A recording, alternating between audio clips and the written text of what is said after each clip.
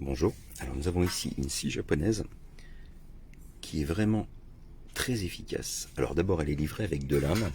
Vous voyez qu'au niveau des dents, vous avez des dents pour des coupes grossières mais rapides. Et ensuite ça s'affine, d'accord? Et sur la deuxième lame, c'est encore plus fin pour aller à une coupe fine, précise, sans éclat, avec des dents très rapprochées. La longueur de coupe ici de la lame est de 25 cm. Le manche lui fait 30 cm et est recouvert d'une matière caoutchoutée, complètement antidérapante. C'est vraiment très bien, soit avec des gants ou sans gants.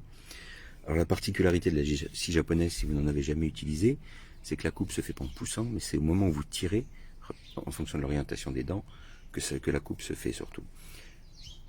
Au niveau de la fixation, c'est vraiment très simple. Il y a juste la molette là à défaire.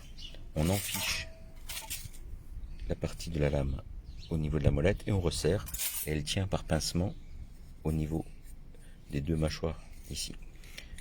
Alors, au niveau de la coupe, vous pouvez l'utiliser pour des branches, vous pouvez l'utiliser, pour vous donner un exemple, vous voyez quand je pousse, il n'y a pas grand chose qui se passe, par contre c'est en tirant vraiment que ça entame le bois.